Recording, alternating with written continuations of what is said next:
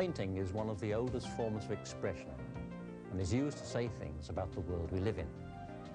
In this programme, we see the way teachers focus the children on the environment and on the work of other artists, exploiting the knowing about art element of the syllabus. The programme makes us realise that painting is work, that it requires concentration, effort and the building of skills. That painting, like most art, is a sequential activity and that motivation is ongoing. Look at the way the teachers make particular and specific comments about the children's work and do not talk in generalities. Teachers are sometimes scared of using paint because of the high mess potential. In this programme, we can see the way 4 teachers have coped with this problem.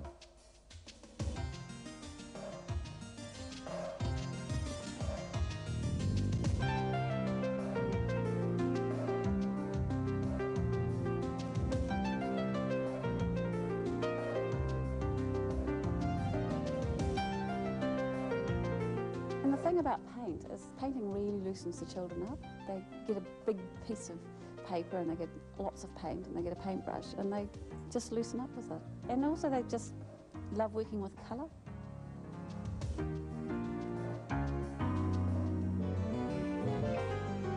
The great masters are on show and Judy Bentley's new entrant to J2 class are in town to check them out. The visit will provide the source for the children's own portrait painting and exhibition. It's something they've looked forward to for some time. I knew that there were going to be far too many pieces for the children to look at all of them, so we decided that we would just look at the portraits in particular. For the children, the visit is about painters and painting, and about other times. It's a rich source of discussion about the way people used to live, and language and social studies will grow from it. But even at 5 years old, the children appreciate the technique of the artist. They were looking at the art, they were looking at the style in which they'd been painted as well, and they were commenting on what size brush that they must have used, and how smooth the Rembrandt was compared to the textured look of the Monet. There was just blobs of paint, and they were saying there was paint on top of paint on top of paint. Where in the Rembrandts, it was really hard to actually see paint brush strokes as such. Just dabbing, so you just see if you can just dab, not mixing it as if it's porridge and you're doing some cooking. Judy introduces the children to paint and materials before they begin their portrait.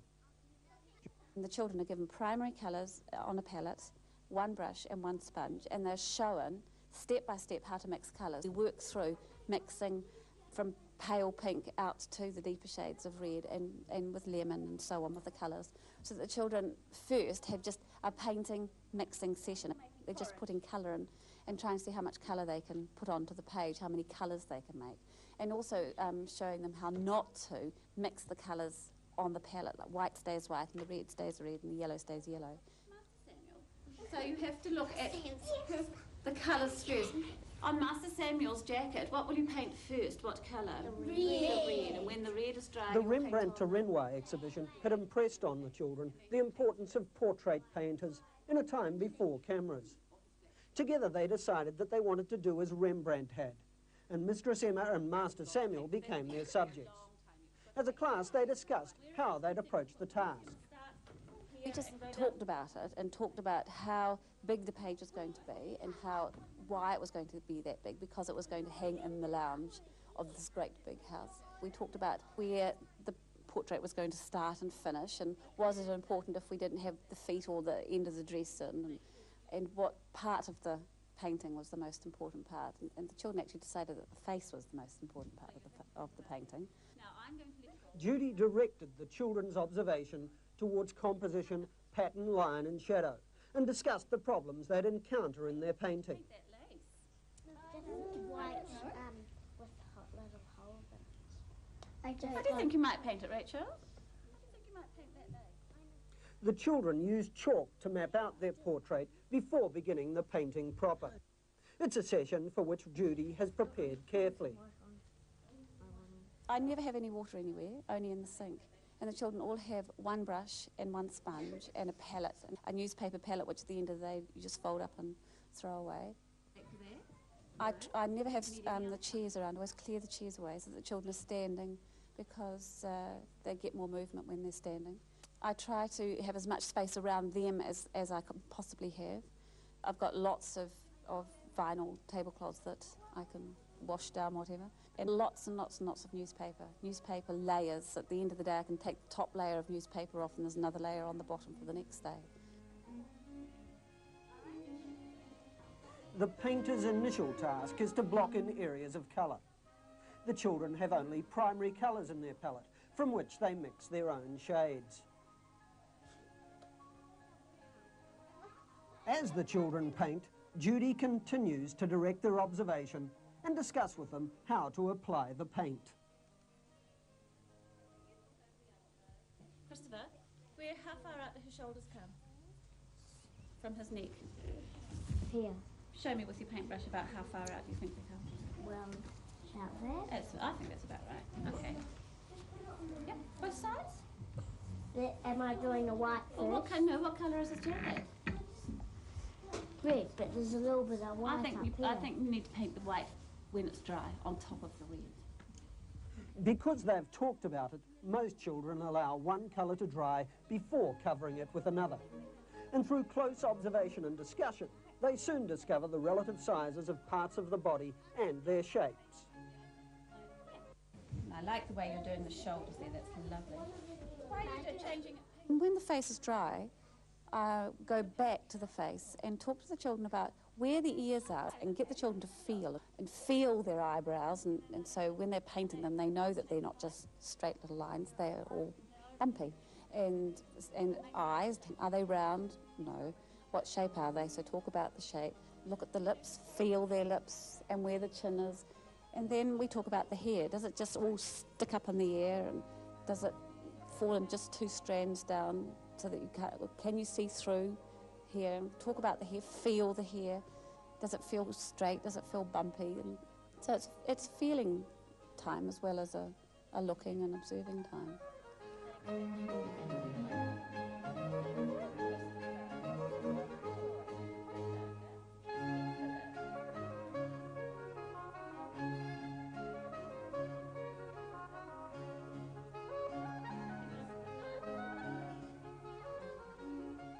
When the painting's dried after the first session, I encourage them to go back and to use white or pale shades, to go and lighten up areas where the light's shining in, make the hair shiny, or make the face shiny, or make the clothes, if it's got gold on it, shiny. Actually, that was one of the things that they said when they saw Monet and they saw Renoir. They could see how that the artist had put light on.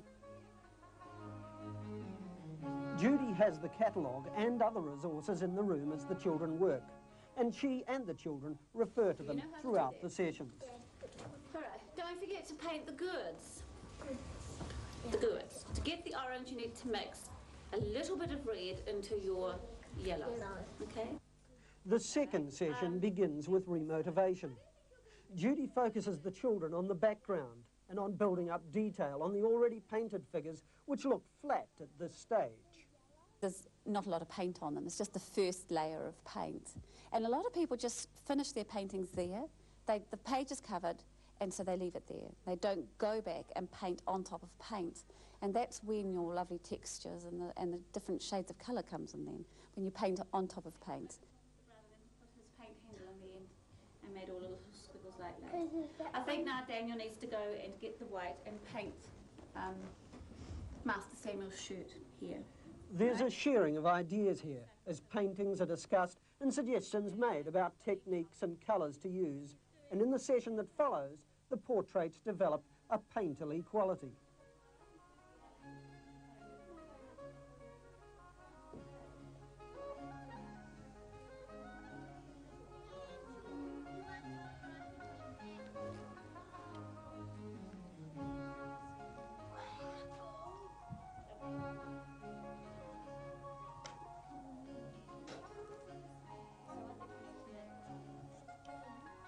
I think I'm just refocusing the children all the time.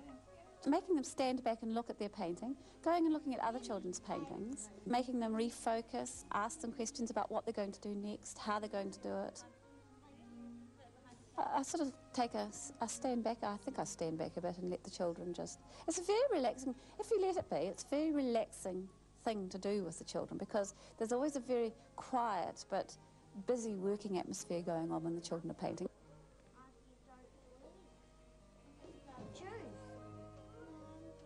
This is a painting of a vase of flowers done by Dick Frizzell, who lives in Mount Eden. And you can really see where he's put the brush, can't you? Yes. You can really see it. Now, you've got a lot of flowers to paint on your paintings. And so 3 I or want to be 4 able to sessions see are the needed same to achieve a finished portrait, and Judy introduces paintings by other artists to highlight techniques. By now, the children are beginning to talk freely of thin and thick lines, light and shade and texture. And Judy tries to get them to see areas in their own paintings which look flat What about this or here? incomplete. What could you do there? Put more white on it. Put more white on the top of it. Okay. I just want to show you this painting by